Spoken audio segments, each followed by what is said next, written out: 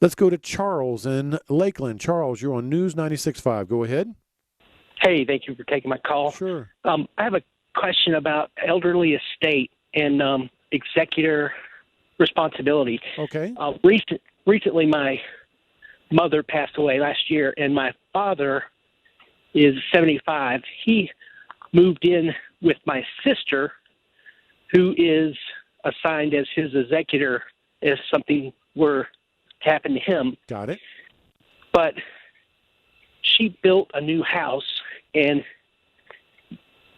my father took a lot of his 401k money out and gave it to her. All right. Toward the house, and I feel like she kind of took advantage of the situation. Well, Charles, have you sat down and having a conversation with your father about that? I did. He said that it was a loan to her. Okay. And he is not on the house. What makes it even a little more complicated is she recently got remarried, and now a new person is on the deed with her. Yeah. But my father is not. And I even asked her for the agreement in writing, which she agreed to do, but has not and will not. Mean give you a copy of it, or you don't think there really is a loan document? I don't think there is one. Yeah.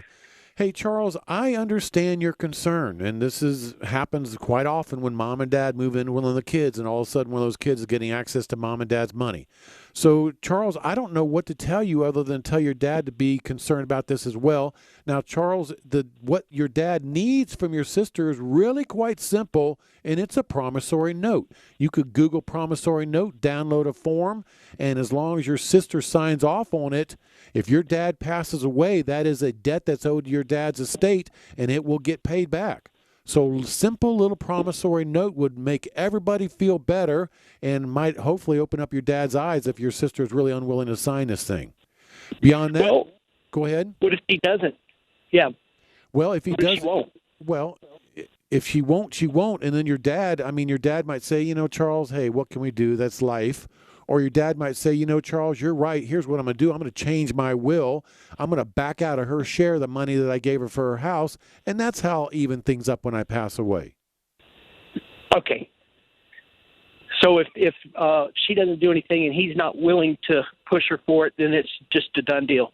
It is a done deal, but maybe he'd want to even things up by changing his will. That's my best suggestion to you, Charles, and hopefully this won't happen go forward. But talk to your dad. Maybe he'd be willing to help you let him manage his money and try and avoid this situation happening again. Good luck to you, Charles.